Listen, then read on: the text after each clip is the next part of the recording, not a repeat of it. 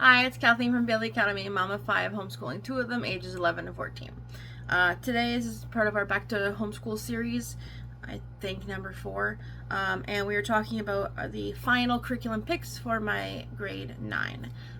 Did earlier, well, the last part of this series was about my grade 6, and I did like videos months ago about possible or probable picks by subject. So this is just all of my subjects for my grade 9. So just in case you're new here, I'm only homeschooling 2, but the other 3 are adults. I didn't homeschool them all and not the whole time, but I did just graduate at grade 12. So I already did a little bit of grade 9 before, but this is my first time with my son. So we were doing semesters, so he's going to do, normally for semesters you do 4 classes first semester, 4 classes second semester, but there's 2 things that I kind of wanted to do all year, so we're going to be doing 3 and 3 with 2 more classes, like kind of possibly less of them.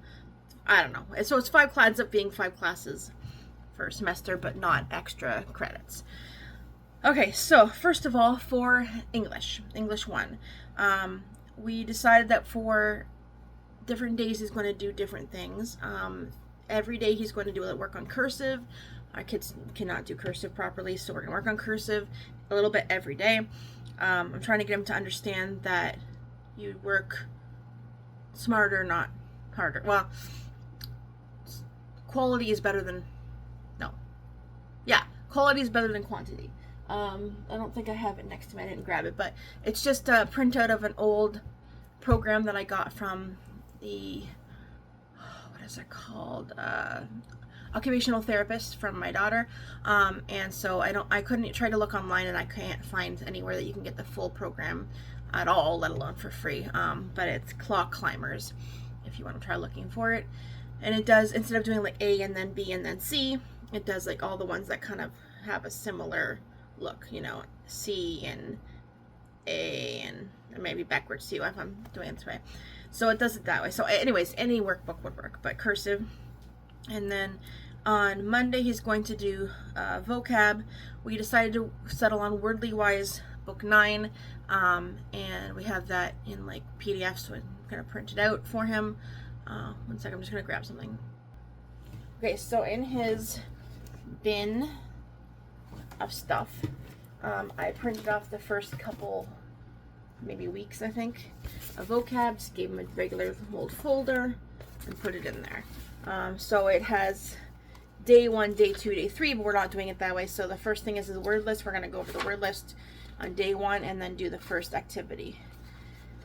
Or I don't know exactly, because English is a lot of some. We're going to figure out how long it takes. We may do 2 activities at a time or whatever, depending on how our first little bits work. Then on Tuesday, he's going to be doing grammar.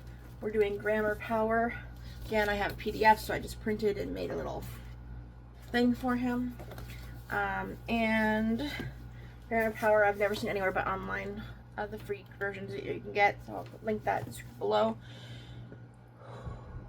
And also on Wednesday and Thursday, we're going to continue with our write by number that we're using. And I'll link that below, but that's one of those, it's a program that you can either purchase physical copies of or spend a little money for a subscription to access online. But it is a program from kindergarten to grade 12, and so obviously if you buy the books, it's quite expensive, but it's for your whole, childhood whole amount of years. And so we have access to it for this year. We had a little bit of last year because we got it for review, and so we're still working on like really figuring out exactly what we think of it. We're going to continue using write by number. And then in addition to all those, Fridays we don't do English. We will also be doing like people call readers, except that we'll most likely be reading them together because my children have some learning challenges. And this year we're focusing on nonfiction. My kids don't like reading much and prefer nonfiction, just like me, I think, more than fiction. And so I'm gonna pull out these books that we decided on. So some of the books that we talked about in our previous English video, I thought I had, but apparently I'd gotten rid of, and I prefer to use books we have because then we can go as slow as we need to, not have to worry about like, oh, somebody put it on hold, so now I can't renew it. I'm out of breath. Oh, I forgot to mention too, this was shopping day, so ignore the mess. So The Omnivore's Dilemma, I have another book by Michael Pollan, but I think this one, I read that this one should be read first. And I mean, I've been waiting to read some of these books too, so that's another reason we're reading them together, so that I can get them read too. Then we can discuss them. So, we can discuss them. Also, we're going to narrate. So, even though I'm reading it with him, he's going to narrate so that I can like try and help him get the idea of how narration works and really input it in his head. So if one day he's reading something without me, you know, he's got the idea. So Omnivore's Dilemma. This is in no particular order. Hidden Figures. Oh, I guess I should have said.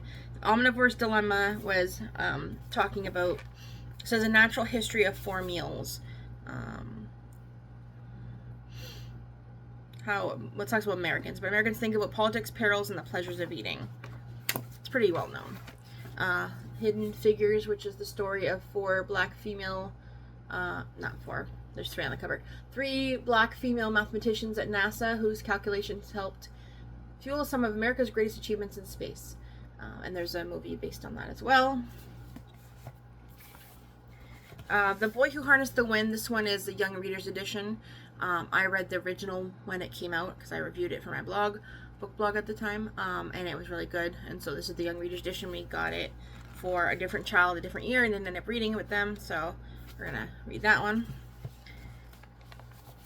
Hidden Systems: Water, Electricity, the Internet, and Secrets Behind the Systems We Use Every Day. This is a graphic novel I actually got for myself. I don't read graphic novels, but this looked so interesting that I thought I'd give it a try, and then I realized we could read it together. It looks interesting. And Genius Makers, which I picked up specifically for him. The Mavericks Who Brought AI to Google, Facebook, and the World. Seeing as I'll be talking about computer science soon, I figured that'd be a good book to read. We don't have it, but I also wanted him to read They Call Us Enemy. I've heard so many good things about that, and he does like history sometimes. So, reaching down my homeschool card here. I did find an online version of the graphic novel, so he's going to read that himself and report back to me with narration on that one. So that is going to be English. For health and PE, every day him and his sister are going to walk, unless it's like atrociously horrible weather out there. Most of the time they're just going to walk together, like in what we call a block. It's not really the block, it's like where they're allowed to go. And then sometimes they'll walk with their older siblings and go further. Or maybe sometimes we'll go to the park, but I can't really do walking, so like that's not really helpful for me. In the meantime, I'm also going to do Monday through Thursday, they're going to do health. I'm talking about him, sorry. He's going to do health. I have a Glencoe textbook online that I found for free.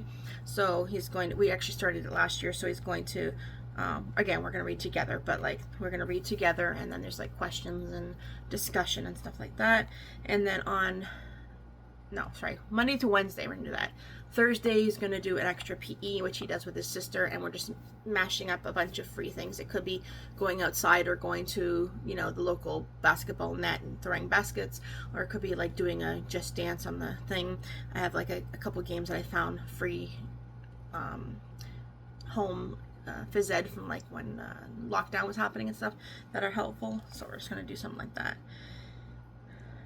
And then world history, we are doing Curiosity Chronicles, Early Modern History, Volume 1, together with his sister. So if you saw the other video, you'll already saw this. I have the textbook and the instructor guide and the student guide, and the spine, which I found used, unfortunately a little too used. And then I printed off things that I need, the worksheets and map work and stuff, and put it in here based on a week. And I set it all up myself and made a document that says like what we're going to do when. So we're going to do that on Fridays together. I'm sorry, we're going to do that every day is what I meant. On Wednesdays he's going to do it some by himself. She's only going to do it 4 days a week is what I meant to say. I don't know why I said it that way. Computer science, we're using code.org. It is completely free, but it's designed for you to teach computer science, either to a group or to a single person. So you have to be able to read their materials, gather anything you need, which mostly you don't have to gather too much, and then implement, like talk, but it does tell you like say this, do this, say this, do this. And so I'm able to do that. I think we'll see how it goes. We're going to do computer science. And that may be a little more like in-depth hard work. Might have some extra stuff to it. So yeah, code.org. And then I do also my other website, and one of my websites I have, homeschoolforfree.com, the number 4. I just updated the science page to add some other free computer science courses and materials. So if you're looking for free computer science things, and for not just for high school, I'll link that in the description as well. And then music history, we are also making up, and here it is. Ancient music history. That's what he wanted to learn. So I made a folder for that as well. And I actually completed the course myself. I'm going to be possibly editing it to make for something that somebody could buy or get for free, depending. I haven't decided yet, depending how in depth I make it. And so if that's something you think you'd want to buy and or have for free, let me know in the comments. Ancient music history. So there's videos to watch, there's quizzes, there's things to read, crafts to make, I think, and presentation at the end. So I have all the papers I need for that in here. And that is it for first semester, but I'm going to let you know about second semester too. So for math, we're continuing with Learn Math Fast. We've used these for a couple years. He will be on volume 5, which is Algebra 1, even though he's in grade 9, because that's just like where we're at. And before he starts that though, because I don't think he's quite ready, I still have 100 days of pre-algebra skills that we got for a few years ago, and so he did a couple of these over the summer. So we're going to go over this and really cement some of these ideas in. The idea of Learn Math Fast is you don't need extras, but I like to do it my way, so that's how we do it. And then Canadian geography, I mostly made a course myself. It's not completely done, but I did find the textbook that they use in the high schools here, which I forgot to grab, Making Connections, I think it's called.